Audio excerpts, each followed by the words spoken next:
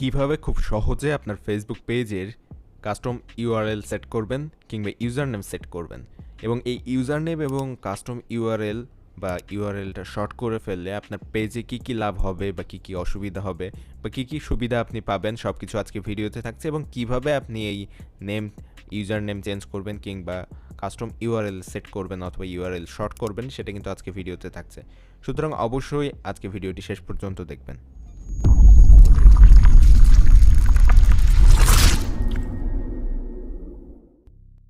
আপনার mobile phone দিয়ে same কাজটা করার জন্য জাস্ট ফার্স্টে আপনার ফোনের ক্রোম ব্রাউজার ওপেন করবেন, ডান দিকে উপরে থ্রি ডট আইকনে ক্লিক করে একটু নিচে ডেস্কটপ সাইট অপশনটি চালু করে নেবেন। তারপর সেম কাজটি আপনার মোবাইল দিয়ে করতে পারবেন এবং কাস্টম ইউআরএল যদি আপনার ফেসবুক পেজে আপনি সেট করেন তাহলে সেক্ষেত্রে আপনার পেজের যে উপরের ইউআরএল বক্সে অনেক বড় একটা ইউআরএল দেখাচ্ছে, এটা কিন্তু অনেক শর্ট হয়ে আসবে এবং এটা মানুষের কাছে যখন পৌঁছাবে তখন কিন্তু তাদের কাছে এটা একটা ভালো লাগবে, যার কারণে হয়তো অনেকেই আপনার পেজটাতে লাইক দিতে পারে এবং অনেকের কাছে যখন এটা ইউআরএলটা অনেক বড় বা এটার যেহেতু অনেকগুলো সংখ্যা থাকে লাস্টে, তো এগুলো অনেকের কাছে হয়তো ভালো লাগে না কিংবা এমনও হতে পারে যে আপনার পেজটা খুঁজে পেতেও অনেকের অসুবিধা হয়। তো সেক্ষেত্রে আপনি যদি কাস্টম ইউআরএল সেট করেন তাহলে আপনার পেজ অনেকে খুঁজে পেতে সুবিধা হয়, সেক্ষেত্রে আপনার ভিউ বেশি আসবে। তো এই ধরনের সুবিধার কারণে আমাদের ফেসবুক পেজগুলোতে আমরা যদি কাস্টম ইউআরএল বা ইউজার নেম সেট করি তাহলে পেজ একটু ভালো দেখা যায় এবং খুঁজে পেতে সুবিধা হয়। তো সেক্ষেত্রে আপনি কিভাবে একটি ফেসবুক পেজের কাস্টম ইউআরএল সেট করবেন বা ইউজার নেম সেট করবেন সেটি দেখাবো। তো তার জন্য ফার্স্টে আপনাকে অবশ্যই আপনার পেজটি ওপেন করতে হবে এবং পেজটি আমি ওপেন করেছি কীভাবে আপনারা খেয়াল করলে দেখতে পাবেন এবং এখানে দেখেন একটা সংখ্যা দেখাচ্ছে উপরে ইউআরএল বক্সে, এই সংখ্যাটার জায়গায় কিন্তু আমি যে ইউজার নেমটা দিব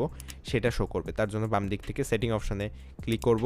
এরপর এখান থেকে পেজ ইনফো অপশানের উপর ক্লিক করব এবং এখানে দেখেন ইউজার নেম বলে একটা অপশান আছে। এই ইউজার নেম বক্সে আমি যদি ইউজার নেমটি বসিয়ে দিই, অর্থাৎ আমি যে নামটি এখানে বসাতে যাচ্ছি, অর্থাৎ উপরে ইউআরএল বক্সে facebook.com/ আমার যে পেজের ইউজার নেম যেটা দিব সেটা শো করবে তখন। এছাড়াও আপনি ওখান থেকে যদি সেট না করেন তাহলে একবার পেজের হোম পেজ থেকে ক্রিয়েট ইউজার নেম অপশনের উপর ক্লিক করবেন, পেজের নেমের নিচে যে ক্রিয়েট ইউজার নেম, তারপর এখানে একটা বক্স পাবেন। এই বক্সে আপনাকে একটা ইউজার নেম বসাতে হবে এবং এই ইউজার নেমটা কিন্তু আপনাকে অবশ্যই ইউনিক একটা ইউজার নেম বসাতে হবে, অর্থাৎ এরকম ইউজার নেম আগে কেউ ব্যবহার করেনি এরকম একটা ইউজার নেম আপনাকে এখানে অবশ্যই বসাতে হবে। তো ইউজার নেম বসানোর পরে আপনি যখন এই বক্সের উপরে যে পপ আপ বক্সটি এসছে এটার উপরে কোনো ব্ল্যাঙ্ক জায়গায় ক্লিক করে দিবেন, তখন আপনি বুঝতে পারবেন যে এইটা অন্য কেউ ইউজ করেছে কিনা। যদি ইউজ না করে থাকে তাহলে গ্রিন আইকন শো করবে, ডান দিকে দেখেন গ্রিন টিক মার্ক শো করছে।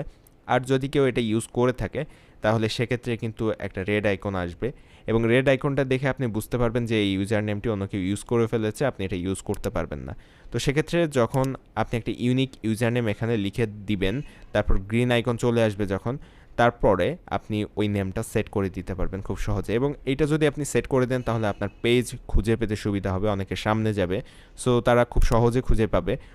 এখন দেখতে পাচ্ছেন এখানে কিন্তু আমাদের পেজের যে এই ইউজার নেমটা আমি যদি লিখে দিই তাহলে এখানে কিন্তু গ্রিন আইকন এসেছে। এখন এখান থেকে চেঞ্জ অপশনের উপর ক্লিক করে দিলে সাথে সাথে কিন্তু পেজের যে ইউজার নেম সেটা চেঞ্জ হয়ে যাবে এবং ইউআরএলটা শর্ট হয়ে আসবে। তো এক্ষেত্রে আমার পেজের বয়স খুবই কম, আজকেই খুলেছি পেজটা, তো সেক্ষেত্রে পেজের ইউজার নেম এক্ষুনি সেট করতে দিচ্ছে না অথবা অন্য কোনো সমস্যার কারণে। তবে আপনাদের পেজে আশা করি যে এই প্রসেস ফলো করলে আপনাদের পেজের ইউজার নেম চেঞ্জ করতে পারবেন খুব সহজে এবং এই প্রসেস ফলো করে আপনাদের ইউজার নেম চেঞ্জ করে নিলে পেজে অনেক অনেক সুবিধা পাবেন। তো ভিডিও ভালো লাগলে অবশ্যই আমাদের চ্যানেলটি সাবস্ক্রাইব করবেন, এই ভিডিওতে একটা লাইক দিবেন, কমেন্টে আপনার মতামত জানাবেন।